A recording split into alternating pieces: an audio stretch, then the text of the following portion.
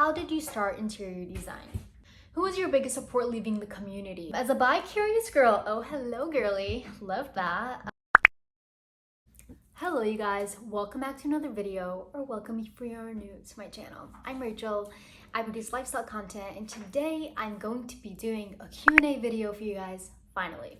So, for a while now, excuse my cat by the way if she's rustling around or making little noises, just my little cat. If you want to know more about her, go watch the video of me getting her, it's on my channel.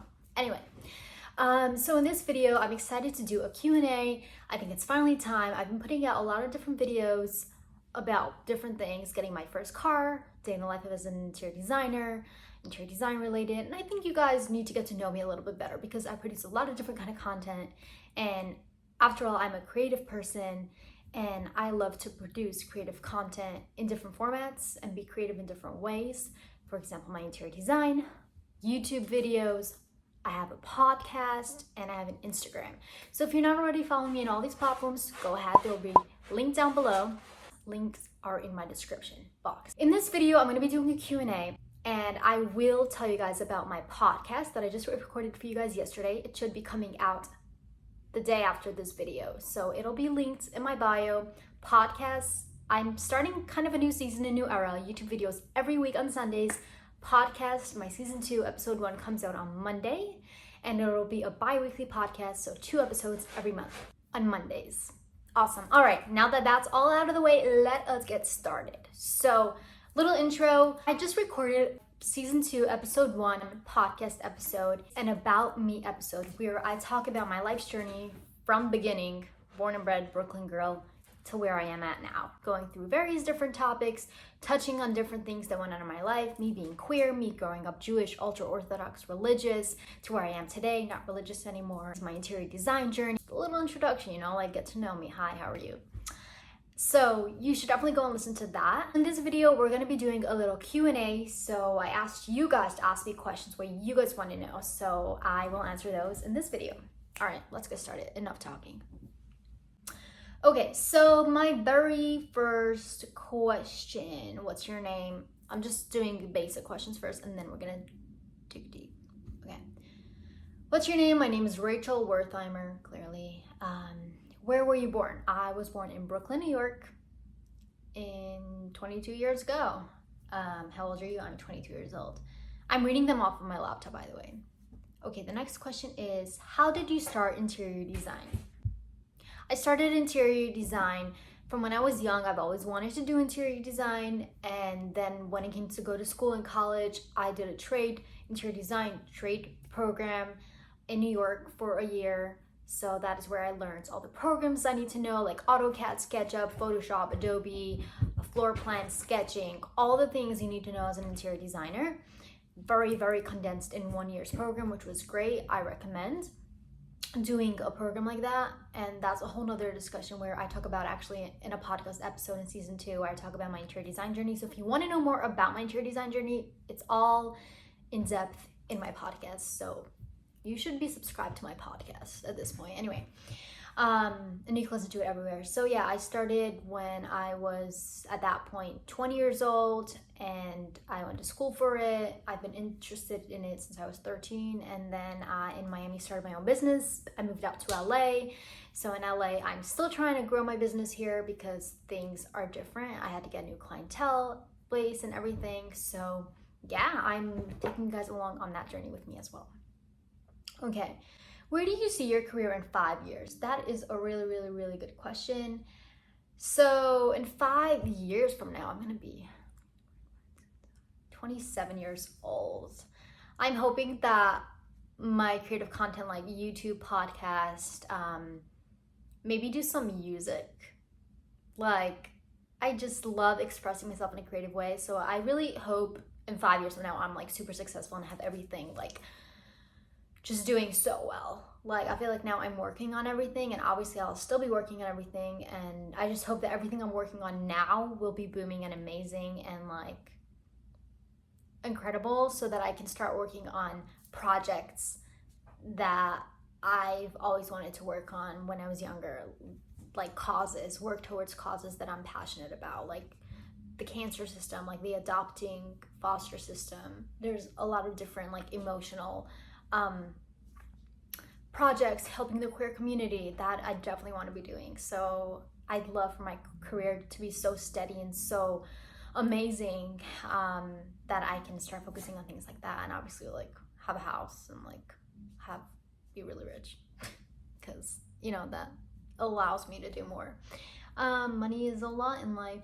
How did you move to LA? So I moved out to LA a year ago, if you don't know, from Miami, originally from Brooklyn. If you want to know more, again, listen to my podcast. I'm just promoting my podcast, it's all upset. No, I'm kidding. I'm gonna answer questions that I don't talk about on my podcast here. So anyway, I moved to LA a year ago. We got an Airbnb, me and a friend who, unfortunately, LA was not for her, so she moved back. But we got an Airbnb together, which was nice for the first month. And that is when I was not sure if it's gonna happen or not, but everything fell into place eventually. I got my lease signed right before the Airbnb was up, and I got a job at Crate and Barrel Furniture Associate, because obviously I was new to LA and building up interior design business. Like I couldn't rely on that for income while I was building it up and everything. So I needed to get something in the meantime. So I was hustling doing Crate and Barrel. Did you ever have any second thoughts about the decision you made? I don't know if they're asking. These are questions from like Instagram from you guys. So do you have any regrets? Well, I always think about, did I make the right decision about moving to LA, because it's so expensive out here, but I really love it, and I feel like LA has become this safe space for me, and it feels like home. And I moved to LA at a really difficult time in my life where I was new to coming out as queer, and to my family who's super religious and Orthodox and everything. And I just felt like I needed to get away and really be able to dig into myself and see what I want in life. And LA felt like a place where I can do that. And it really has been so great as being a queer people. There's so many amazing queer safe spaces in LA. And just coming from a really Jewish, Orthodox, fundamental like place, so much guilt comes with like leaving and like doing things that you're told is wrong. It's just like so ingrained in you, so that like moving out to LA really made it for me so much easier to be like, oh, this is normal. Like walk on the street and there's so many queer people, and like there's people who don't dress modest, obviously, and like it really was able to help me a lot. So I think about it like financially wise, because it definitely drained a lot of money. LA is very expensive, but and I'm not saying I'm staying here forever, but honestly for right now, I really like it. And yeah, but other than that, that's a decision I think about, but I don't think I regret it fully, or like I don't know, it's a thought. Who was your biggest support leaving the community? Ooh, that is a really great question. I do have to give a shout out to my cousins. They know who they are. Love you so much. Could not have done it without you. Like, it's so hard leaving. For reference, if you don't know, I again grew up Orthodox and I left all that, and yeah, I am here right now. So it was really hard, and they were a big support.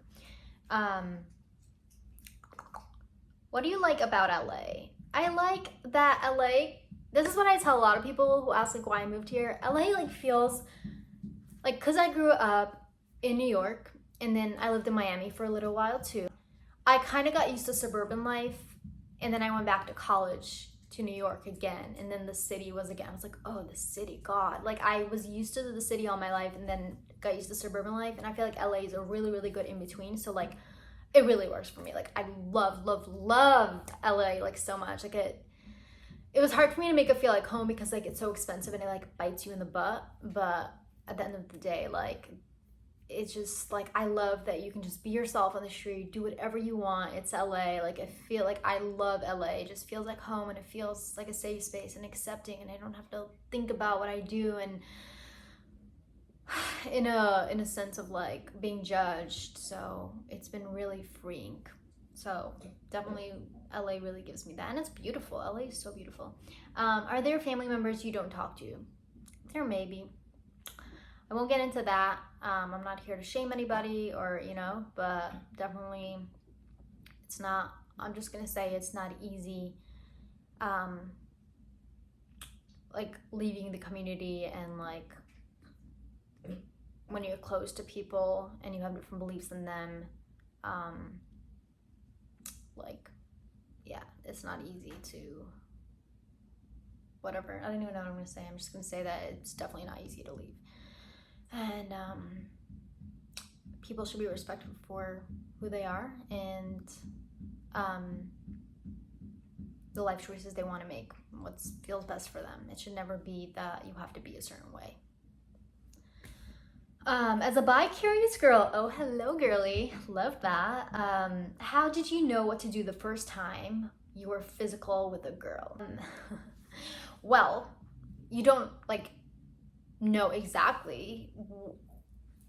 How do I answer this question? First of all, you should try it. Like, go to a gay club and just kiss people. It's so fun. But how do you know? First of all, like, go based off of your natural inclinations. Like, we're taught so much that it's wrong. Like, just do what you naturally, like what do you feel like doing? And also, I mean, you can look things up. That's all I'm gonna say. Who was your first kiss and how was it? She doesn't even know she was my first kiss. That's all I'm gonna say. And how was it? It was kind of weird. I was like, oh, this is what it feels like. I was like, I hope she can't tell it was my first, but it was kind of weird. I was like, oh. Anyway, what is the most expensive thing you own? But it was good though. What is the most expensive thing you own? My car, I guess. When you were in Benoist Chava, which that is the high school I went to in Brooklyn, did you know your sexuality? I did not accept it yet, but I was always attracted to girls, and I've always had crushes on girls, and I've always been sexually attracted to girls. So no, it took me a while to unwire all that I was learned, and even learning what queer is. It was not like a thing because I grew up so sheltered. So yeah, that answers that. But hey there, if you're from Benoist Chava, please say hi. I do love reconnecting with y'all. It's so fun. Such a good time. Opinion on podcasts. Oh, I love podcasts. I love podcasts. Like, it's just such a great thing because I like to be on my phone and scroll. Like, my brain needs so much stimulation, and podcast is such a great way for me to like not scroll on my phone, and like if I'm going on a walk, just put the ear pods in and have something going on that I can listen to, and it's not just like mindless scrolling. It's just such a great way to like learn things, and at the same time, like, my eyes are not looking at a screen for so long. So love podcasts. My top podcast I listen to is Soph Maska. She is, love her YouTube podcast, everything. Emma Chamberlain, and I really like Batsheva Hart's podcast, the Heart to Heart podcast. So good.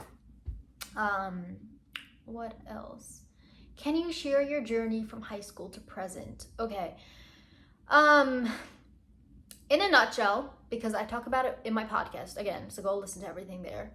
But in a nutshell, from high school, I did a gap year program in Israel. My dad had cancer that year, to make things a little sad. He got better. I then went to college in New York for interior design. I started accepting my sexuality and questioning everything. Moved back to Miami, started my interior design business, which did really good. And that year, I also started accepting my sexuality and questioning religion. And then my thoughts and perspective on religion changed, and I'm always the kind of girl who likes to do the right thing and is very deep. So it took me a while, but then I was like, this is all bullshit and doesn't work for me. It's all like old-fashioned, and being queer is something natural, and I know that that is the right thing for me. Not up for discussion. This is my belief. If you don't believe in it, you can click off the video. Thank you. No hate here. This is a safe space. Thank you very much. I have to say it, unfortunately, but people are so mean out there and so hurtful. So that's what happened, and I ended up just being on moving to LA because I just needed to get out of, I've always wanted to live in LA, but I just living in that religious environment did not help me, and I just needed to get away. So I ended up moving to LA and being who I am, which was great. Sexuality, how do I identify sexuality wise? I identify as queer. I am gay, like I'm attracted to girls and want to be with women, but I don't like to close myself off. I have tried men, not into it. And again, I talk about that more on my podcast. And I probably will do like a whole podcast on sexuality because I think it's very much needed and people want to hear more and learn for themselves. So yeah, I like to say queer, but I'm gay, mostly gay. Anyway, who are you dating? I'm actually single right now. Yeah, I'm single. What's something you never did but want to do? I want to go on a cruise for my birthday. Well, I've gone on a cruise before. I'm trying to think when I want to travel like everywhere. I just want to have a lot of money and travel everywhere. And go skydiving and just like feel like I have endless money and I can just explore the world at large. That's only something I really want to do. Skydiving, I feel like is something, I don't even know if I really want to do that so badly. I mean, obviously it'd be nice, but yeah, I mean, okay. I think I've covered all the questions for today that I am answering. So yeah, I finally did a Q&A, y'all. Thank you guys for watching and following along with me, my journey, this video. Make sure to like this video if you liked it. Subscribe and follow me on Instagram for more, and you can send me more questions there. Leave anything in the comments below. Be nice, be kind, and again, this is a safe space for y'all. Lots of love, and stay tuned for more videos. Bye.